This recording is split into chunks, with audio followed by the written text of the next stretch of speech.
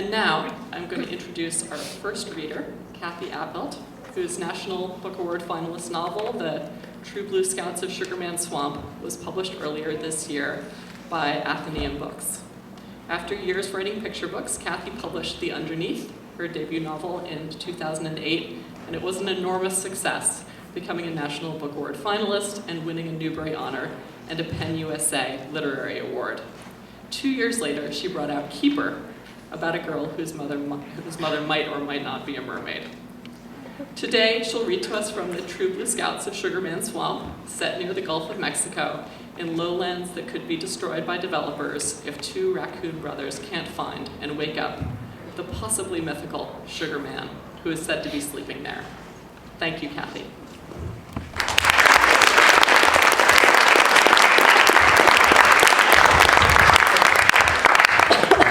Well, good morning, and thank you so much for being here. It's such a great honor to be here with such enthusiastic readers. So I'm just going to, without taking any more time, I'm just going to jump in. But I believe that a hero is only as strong as the antagonist. So it's always important to me to have very powerful and strong bad guys.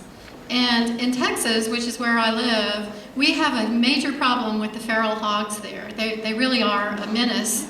And so I thought, okay, well, in this story, I'm going to have some really bad hogs. And you may also know that two of the most notorious bad guys in Texas history are Bonnie and Clyde. And their last name was Barrow. And you also might know that that's a word that describes a hog, a barrow. And so anyway, I named my bad guys Buzzy and Clydine after Bonnie and Clyde, and they're the Pharaoh gang because a pharaoh is actually a young hog. So here we go. This is chapter 25.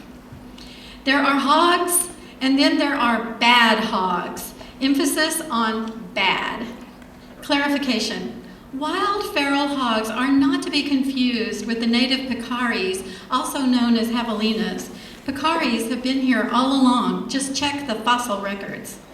They're smaller than the hogs, and even though they look like pigs, pecaries are really not true pigs. There are some who think that they're related to the hippopotamus. Seriously. Now don't laugh. And just like the hippopotamus, you can't round them up and turn them into pets. That's for sure. Of course, you can't round up a wild hog and turn it into a pet either. A wild hog is just that, wild. On the morning he was born, Buzzy's mama bellowed in glee at her son's badness. "This one is going down in Boer history," she exclaimed. Right away, she named him Buzzsaw Pharaoh, Buzzy for short. Buzzy lived up to his name. Before he even lost his baby tusk, no Boer was better at uprooting a pasture. No hog ever did so much damage to a creek bottom. He muddied it up so much that the water came to a complete standstill. Not since those conquistador hogs stepped off Hernando's boats and cleverly escaped into the Floridian wilderness had there been such a wily hog. Not only that, but Buzzy was enormous, weighing in at almost 400 pounds. He was a veritable buzzsaw of a hog. Nothing could stop him. Nothing. Except Clydine. At the moment she was born, her daddy declared, "This is the baddest little sow I've ever seen." And she was. As soon as she could stand on her stout little legs, she tore through an entire soybean field. She ruined a season's crop of peanuts, and she plowed under a pasture where a flock full of little lambs stood cornered on the far side with nothing at all to eat. It was a sorry sight. Clydine grew and grew and grew.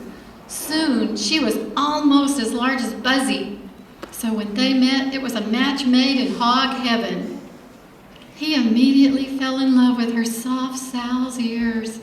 She immediately went gaga over his yellow gleaming eyes and his razor-sharp tusk. He was so crazy about her that on their first date he dug up 3 acres of tobacco and let her chew up every leaf. The next time they got together, she took him to a watering hole and tramped it down until there was not one drop of water left, only muck. They wallowed in it for hours. "Buzzy," she gruntled, "you're the baddest hog I've ever met." "Clydine," he snortled, "you're my little junkyard hog."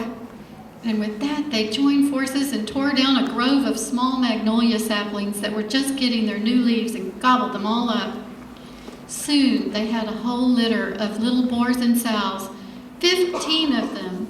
Imagine it, 17 bad hogs, bad hungry hogs, bad ravenous hogs, on the rampage, on the move.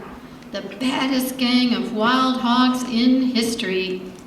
The Pharaoh Gang. Mothers and fathers, lock your doors. Pull the covers up to your chinny chin chins. Turn out the lights. And here's the really bad news. One night, a terrorized fox whom they had cornered in a peanut field told them under extreme duress that the very best food in the entire world was the wild sugar cane that grew along the banks of the Bayou Torterelle, the slow-moving stream that ran through the Sugarman Swamp. Buzzy's yellow eyes gleamed in the darkness. He charged at the poor fox and sent her howling through the night.